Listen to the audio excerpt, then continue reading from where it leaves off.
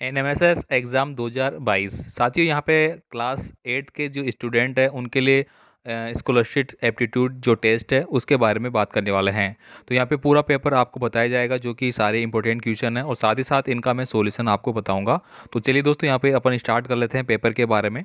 तो चलिए देर नहीं करते हुए सभी क्वेश्चन को एक बार देख लेते हैं फटाफट से। और आप इनको देख लीजिए, बाकी आप अपने फ्रेंड को भी इसको शेयर कर सकते हैं। यहाँ पे देखिए, फर्स्ट क्वेश्चन आपका, निम्नलिखित में प्राकृतिक खाद कौन सा है? तो इसका आंसर आपको यहाँ पे दिया गया है, ऑप्शन नंबर सी आपका सही आंसर है, वर्मी कंपोस्ट। तो यहाँ पे सारे क्वेश्चन है वो इंपॉर्टेंट है और मैं आपको बता दूं कि ये रियल पेपर नहीं है, ये एक मॉडल पेपर है। अगर यहाँ से आप तैयारी करते हैं तो बहुत सारे क्वेश्चन है वो आपको यहाँ पे मिल सकते हैं, जो कि आपके लिए बहुत ही हेल्पफुल हो सकते हैं। और इसके अलावा दोस्तों, आपको क्लास 8 का जो एग्ज़ाम है 2022 बोर्ड एग्ज़ाम, उसके लिए भी तैयारी करवाई जा रही है, सारे पेपर दिए जा रहे हैं। तो आप उनको एक बार देख लीजिए। तो यहाँ पे सेकंड क्वेश्चन है, मैं फटाफट इनका आंसर बता देता हूँ, आप रीड कर लीजिए। ठीक है, तो सेकंड क्वेश्चन का जो आंसर है वो आपका ऑप्शन नंबर बी हो जाएगा, विलुप्त।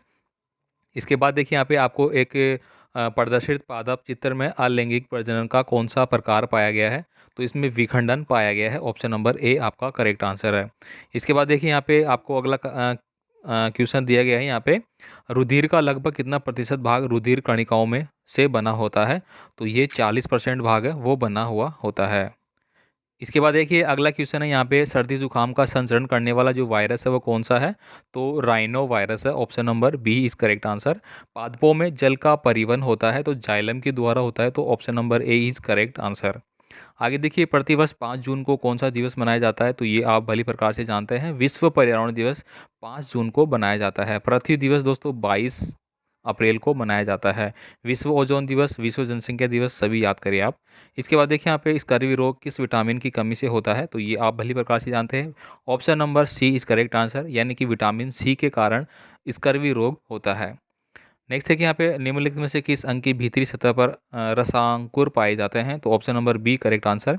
आगे बात करेंगे यहाँ पे क्वेश्चन नंबर 10 के बारे में। निम्नलिखित में से कौन सा हार्मोन हमारे रुधिर में कैल्शियम के स्तर को नियंत्रित करता है? तो इसका सही आंसर हो जाएगा यहाँ पे ऑप्शन नंबर ए, पेरा थायरोक्सिन हार्मोन। आगे देखिए, यहाँ पे मेंढक के हृदय में होते हैं, तो ये तो आपने अच्छे प्रकार से पढ़ रखा होगा, ये साइंस के चैप्टर में भी है। दो आलिंद और एक नीले होता है। ठीक है। आगे देखिए, यहाँ पे मछलियों में पानी में तैरने या गति करने के लिए कौन से अंग सहायता करते हैं? तो फिन्स करते हैं। ठीक है, कौन से करते हैं? फिन्स। फुफ्फुस तो दोस्तों उसको श्वास लेने के लिए होते हैं। आगे देखिए, जोंक किस अंग से श्वसन करते हैं? तो ये करते हैं दोस्तों त्वचा से। ठीक है, तिलचट्टा वगैरह इस तरह के जो जानवर होते हैं, जो जीव जंतु होते हैं, वो क्या करते हैं, जो अंग अपनी त्वचा है उसी से श्वास लेते हैं। निम्न में वक्षीय कंकाल का भाग कौन सा है? तो इसका ऑप्शन हो जाएगा सी करेक्ट आंसर, फसली रिब जिसको बोलते हैं। आगे देखिए, यहाँ पे क्वेश्चन नंबर 15 है, वन में सड़े गले मृत जीवों में अपना भोजन प्राप्त करके प्राकृतिक आवासों को स्वच्छ रखने का कार्य करते हैं। इसको अपन क्या बोलेंगे? जरक। ठीक है, जरक आपने बोलते हैं ना, सिंपल भाषा में आप बोलते हैं भेड़िया वगैरह, तो ये होता है। इसके बाद देखिए, यहाँ पे अगला क्वेश्चन है, वायु का उदाहरण है, तो वायु का उदाहरण कौन सा है?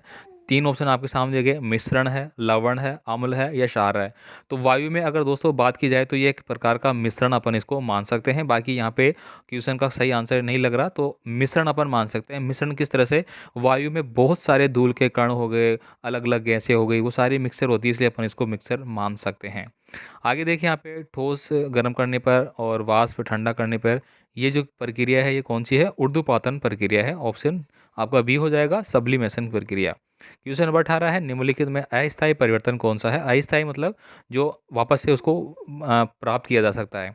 तो बर्फ का पिघलना अस्थायी परिवर्तन है। कैसे? जैसे बर्फ को अपन ने जमा लिया पानी में, ठीक है, पानी को वापस से बर्फ में, बर्फ को वापस से पानी में, तो स्थायी थोड़ी होगा। स्थायी का मतलब क्या होता है कि वो अपनी जगह फिक्स कर लेता है, जैसे कि दूध का दही में बनना। एक बार दूध का दही बन गया तो बन ही गया, उसको वापस दूध नहीं बना सकते।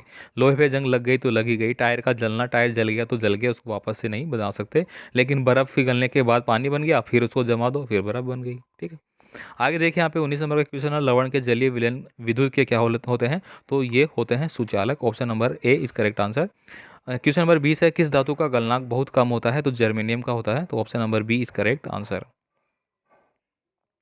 नेक्स्ट देखिए साथियों, यहाँ पे क्वेश्चन नंबर 21 है, किस धातु को मिट्टी के तेल में केरोसिन में डुबाकर रखते हैं? तो सोडियम को रखा जाता है। ये आपके बोर्ड एग्जाम के लिए भी काफ़ी इंपॉर्टेंट है, बहुत सारे क्वेश्चन यहाँ से। और बाकी आपका सिलेबस वही है, तो यहाँ पे जो स्कॉलरशिप बेस्ड क्वेश्चन है, जो पेपर है वो आप अच्छे से देख लीजिए।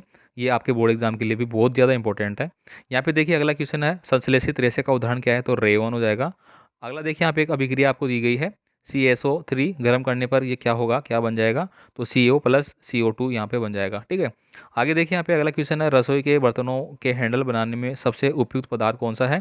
तो ये है बेकेलाइट। ठीक है, सबसे उत्तम कौन सा होता है? बेकेलाइट हैंडल बनाने के लिए। द्रव अवस्था पाई जाने वाली अधातु कौन सी है? तो ब्रोमीन है, जो कि द्रव अवस्था में पाई जाती है। बाकी कमरे के ताप पे बात की जाए तो कमरे के ताप पे द्रव अवस्था में पारा पाया जाता है। ठीक है, ये भी इंपॉर्टेंट है, याद रखें। नेक्स्ट देखिए, पथ मापी से मापन किया जाता है, तो चाल का मापन किया जाता है। पथ पथ का मतलब आप वैसे ही समझ रहे होंगे, पथ यानी कि रास्ता, राह है। ठीक है, राह को अपन पथ बोलते हैं हिंदी में। ठीक है, क्वेश्चन नंबर 27 देखिए, यहाँ पे नीर चाल गति करने वाली वस्तु का दूरी समय ग्राफ आपको दिया गया है, जो कि option number B correct answer है। यानी कि एक स्ट्रेट लाइन बनाता है, ये आप ध्यान रखें।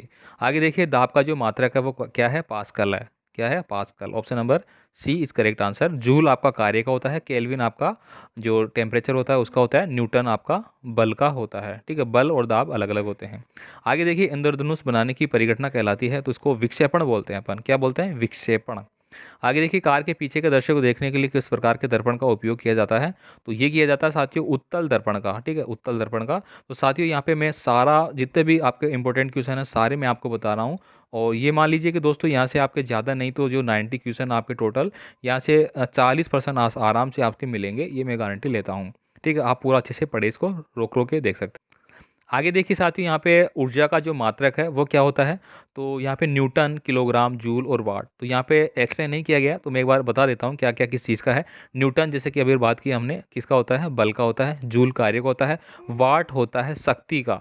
यहाँ पे ऊर्जा का पूछा गया है, तो किलोग्राम तो आप जानते हैं, ये तो होगा ही नहीं। तो यहाँ पे वाट माना जा सकता है, लेकिन माना नहीं गया है। ठीक है, अब आप देख लीजिए, ऊर्जा ऊर्जा यानी कि जो इलेक्ट्रिसिटी की बात की जाए तो यहाँ पे वाट होती है विद्युत ऊर्जा की। ठीक है, इसके बाद आप देख लीजिए, पृथ्वी के लिए पलायन वेग क्या होता है? तो ये तो मोस्ट इंपॉर्टेंट क्वेश्चन है, जो आगे की कक्षाओं में जाओगे आप 11th 12th 11th वगैरह में, तो ये आपकी फिजिक्स में आएगा।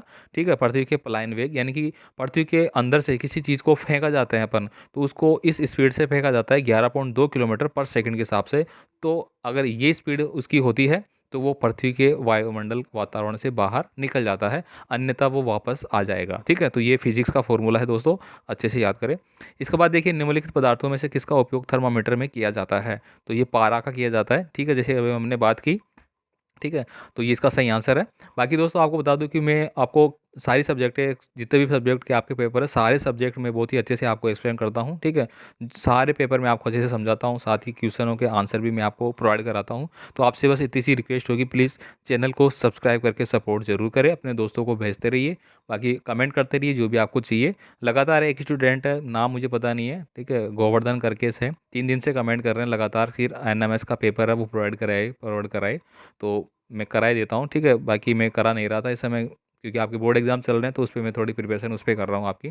लेकिन इतनी बार रिक्वेस्ट कर रहा है बार बार कोई, तो एक पेपर उनके लिए दे देता हूँ।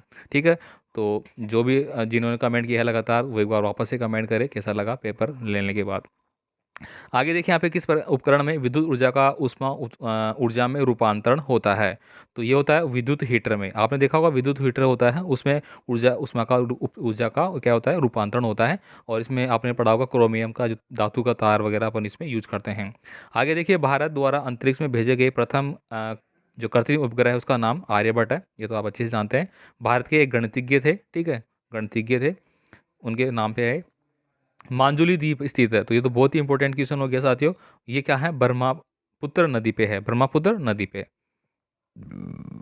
आगे देखिए, यहाँ पे अगला क्वेश्चन है साथियों, यहाँ पे वायुमंडल में कार्बन डाइऑक्साइड का प्रतिशत कितना है? तो ये है 0.003। ठीक है, आगे देखेंगे यहाँ पे पृथ्वी पर औसत समस्त जल का कितना प्रतिशत जल पीने योग्य है? तो मात्र 3% जल है दोस्तों वो पीने योग्य है। और इसमें 90% जल ऐसा है जो कि 90 क्या 98% जल ऐसा है जो कि क्या है, सॉरी 98 नहीं 96%, जो कि महासागरों में है। बाकी कुछ परसेंट ऐसा है जो तालाबों वगैरह में है। ठीक है, वह भूमि जिस पर फलदार वृक्ष उगाए जाते हैं क्या कहलाती है? तो उसको अपन बोलते हैं उद्यान कृषि। ठीक है, चिपको अपीको आंदोलन का संबंध किससे है? तो यह है कर्नाटक से। Option number A is correct answer. दोस्तों मैं टाइम आपको ज़्यादा नहीं लगे इसलिए मैं फटाफट जल्दी जल्दी बोल के सारे क्वेश्चनों का आंसर आपको देने की कोशिश कर रहा हूँ, ताकि वीडियो भी ज़्यादा लंबा ना हो और आपको बोरिंग भी ना लगे। आगे देखिए, रसदार फसलों का वन जो पाए जाते हैं वो कहाँ पे पाए जाते हैं? भूमध्य सागरीय वन। यानी कि दोस्तों आपने पढ़ा होगा इस तरह का, अगर ये पृथ्वी के चित्र है, ठीक है, ये आपके यहाँ पे भूमध्य रेखा है, तो इसके आसपास दोस्तों जो होता है वो आपके क्या होता है कि जो स्थिति है, जो नम स्थिति होती है, ठीक है, नम स्थिति होगी तो यहाँ पे क्या होगा? नमी होगी, नमी होगी तो यहाँ पे रसदार फसल के जो पेड़ पौधे हैं वो उगते हैं, ठीक है। अच्छे से समझ में आ रहा होगा। आगे देखिए, राजस्थान जनसंख्या 2011 के अनुसार राजस्थान का लिंग अनुपात क्या है?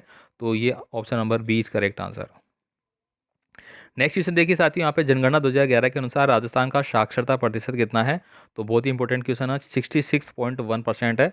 और अभी अगर मैं बात करूँ यहाँ पे, तो शायद 10th या 12th क्लास की परीक्षा लगी थी, उसमें ये क्वेश्चन पूछा गया था अर्धवार्षिक में। तो ये ऐसे बहुत सारे इंपॉर्टेंट क्वेश्चन है जो कि अदर कक्षाओं के लिए भी इंपॉर्टेंट है। यहाँ पे देखिए, राज्य के मुख्यमंत्री को नियुक्त कौन करता है? तो राज्यपाल करता है। और प्रधानमंत्री को कौन करता है? राष्ट्रपति करता है, सीधी सी बात है। अंत्योदय योजना का संबंध किससे है? तो ये खाद्य सुरक्षा से है। Option number C is correct answer हो जाएगा यहाँ पे। नेक्स्ट क्वेश्चन देखिए, यहाँ पे वाहन चलाते समय निम्नलिखित में से आवश्यक नहीं है। तो यहाँ पे उच्च शिक्षित होना। दोस्तों अगर आप वाहन चला रहे हैं तो कोई जरूरी थोड़ी है आपको उच्च शिक्षा प्राप्त होना आवश्यक है। बिना आदमी है वो भी एक अच्छी ड्राइविंग कर सकता है, जबकि पढ़ा लिखा आदमी अगर सीखा नहीं है तो वो नहीं कर सकता। तो ये एक साइकोलॉजिकल थॉट भी है, ठीक है। आप अगर साइकोलॉजी पढ़ते हैं तो आपको ये भी चीज़ का पता होगा। आगे देखिए, अंगरकोट वाट का विष्णु मंदिर है, तो ये कम्बुज का है, तो ऑप्शन नंबर ए है वो करेक्ट आंसर यहाँ पे होता है। इसके बाद देखिए 48 नंबर का क्वेश्चन है, निम्नलिखित में से हर्ष के समय प्रचलित कर नहीं था। तो रतन कर है वो नहीं था प्रचलित, बाकी सारे कर है वो उस समय थे सम्राट हर्ष के दौरान, ठीक है। इसके बाद देखिए साथियों, यहाँ पे 49 नंबर का क्वेश्चन है, हमीर महाकाव्य के रचनाकार का नाम आपको बताना है। तो ये नयन चंद्र सूरी है, option number 20 correct answer. 50 number का क्वेश्चन देखिए, यहाँ पे लोहागढ़ किले का निर्माण किस शासक ने करवाया था? तो ये सूरजमल ने करवाया था, ठीक है। तो ये 51 क्वेश्चन अपन यहाँ से इस वीडियो में देखेंगे, बाकी के जो आपके 40% बच गए वो नेक्स्ट वीडियो में देखेंगे, ठीक है। तो यहाँ पे मैं 51 नंबर का क्वेश्चन की बात करता हूँ। नथ महल हवेली है वो कहाँ पे है? तो दोस्तों ये है जैसलमेर में। तो option number C is correct answer. तो साथियों यहाँ पे मैंने इंपॉर्टेंट क्वेश्चन पेपर आपको बता दिया, ठीक है। तो फर्स्ट जो इंपॉर्टेंट क्वेश्चन थे कुछ यहाँ पे पहले जो अपन ने बात की है वो सारे सभी कोई सा भी आप स्टेट से हो सभी के लिए कॉमन है। बाद वाले आपके राजस्थान के हैं, ठीक है। तो मिलेंगे फिर नए वीडियो में एक और। तो ये तो जो बाकी पार्ट बच गया उसके बारे में, बाकी आप बोर्ड परीक्षाओं की तैयारी के लिए लगातार चैनल पे विजिट करिए, सब्सक्राइब करिए, बेल आइकन दबाएं, वीडियो को लाइक शेयर करें। धन्यवाद।